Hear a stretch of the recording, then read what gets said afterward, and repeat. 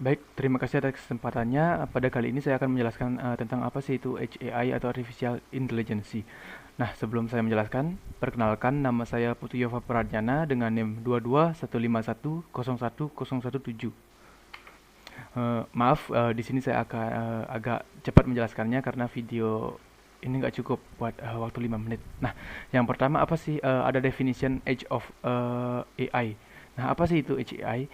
HAI yaitu Edge Computing dan kecerdasan buatan yang mengacu pada penggunaan teknik AI yang tertanam di titik akhir IoT, gateway, dan perangkat Edge dalam aplikasi mulai dari kendaraan otonom hingga analitik streaming.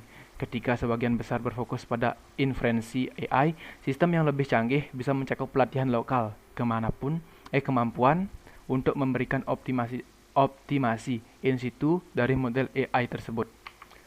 Terus selanjutnya ada position and adoption speed justification. Nah, pembenaran kecepatan posisi dan adopsi ini, Edge AI ini akan diimplementasikan dalam berbagai cara, tergantung pada aplikasi dan batasan desain dari peralatan yang digunakan bentuk faktor. Anggaran daya, anggaran daya itu contohnya seperti bertenaga baterai versus bertenaga listrik, yaitu uh, siapa yang lebih worth it digunakan dari baterai atau listrik tersebut. Terus selanjutnya volume data dan latensi keputusan lokasi. Adapun security requirement-nya atau persyaratan keamanannya, data ini diambil di titik akhir IoT dan ditransfer ke sistem AI yang dihosting di dalam edge computer, gateway, atau titik agregasi. Dalam instruktur ini, titik akhir IoT ialah peripheral untuk sistem AI-nya. Nah, titik akhir bertindak sebagai pengumpulan data yang memasukkan data ini ke sistem AI. Sebuah contohnya, semisal yaitu sensor lingkungan yang digunakan untuk aplikasi pertanian pintar.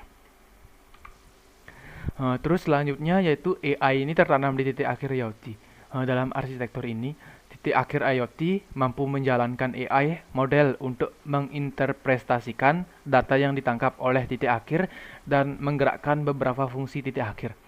Dalam hal ini, model AI, misalnya model pembelajaran mesin atau mesin learning, dilatih atau diperbarui di pusat sistem dan diarahkan ke titik akhir IoT.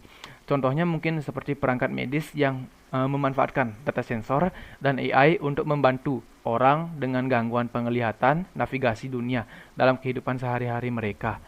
Terus aplikasi yang mulai melihat peningkatan adopsi HAI ini termasuk sensitif terhadap latensi atau navigasi otonom, ketersediaan jaringan atau pemantauan jarak jauh, dan data intensif atau misalnya seperti analisis video.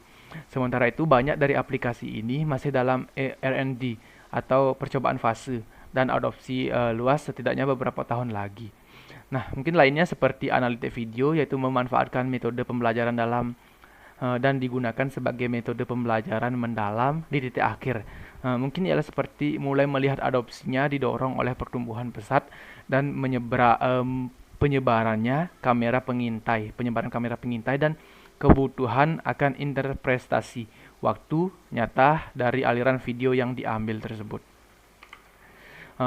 Yang selanjutnya ada pun user advice atau saran penggunaannya dari arsitektur dan inovasi teknologi perusahaan ini, yaitu yang pertama, kita harus mengevaluasi kapan harus mempertimbangkan Edge AI ini dengan solusi terpusat. Aplikasi dengan biaya komunikasi tinggi yang peka terhadap latensi atau menyerap data dalam jumlah besar di Edge adalah kandidat yang baik untuk Edge AI-nya. Terus yang kedua, tentukan apakah pengembangan AI baru dalam pembelajaran mendalam atau deep learning cocok untuk penerapan IoT mereka, atau apakah analitik datanya tradisional dan pendekatan AI sudah memadai. Dalam kasus pembelajaran mendalam, pertama-tama kita lihat lingkungannya, pengembangan otomatis untuk meminimalkan kurva pembelajaran dan mempercepat pembuatan prototipenya. Selanjutnya kita analisis terapan di seluruh elemen sistem IoT utama, IoT Edge, platform IoT, dan perusahaan membawa pemrosesan lebih dekat ke sumber data. Seperti overhead komunikasi yang lebih sedikit dan wawasan yang bermakna diekstraksi berbagai dapat diambil lebih cepat. Ini akan menjadi salah satu kunci bagi sebagian agregasi dan transformasi data dan arsitektur yang berbasis peristiwa. Nah, ini yang dimaksud agregasi itu yaitu cara collapsing, meringkas atau mengkelompokkan data tersebut. Yaitu selanjutnya gateway IoT sebagai titik agregasi dan pemfilteran untuk melakukan sebagian besar analisis edge function atau edge fungsi. Pengecualiannya mungkin ialah titik akhir komputasinya ini intensif dan di mana analitik berbasis AI-nya dapat dilakukan pada perangkat itu sendiri. Terus menilai resiko yang terkait dengan ketidakpastian. Banyak teknologi AI hasil analisis mungkin tidak terkontrol atau direplikasi. Terus adapun bisnis impact terhadap perusahaan-perusahaan besar itu bisa mendapatkan dampak positif dengan menggunakan teknik AI ini, yaitu pertama peningkatkan efisiensi operasional seperti peningkatkan sistem infeksi visual di pabrik pengaturan atau manufacturing setting. Terus yang kedua pengalaman pelanggan yang ditingkatkan dengan waktu eksekusi yang lebih cepat dilakukan di dalam edge. Terus mengurangi latensi dalam mengambil keputusan dengan menggunakan analitik streaming dan migrasi ke arsitektur berbasis acara. Yang keempat yaitu pengurangan biaya komunikasi dengan lalu lintas data yang lebih sedikit antara edge dan cloud.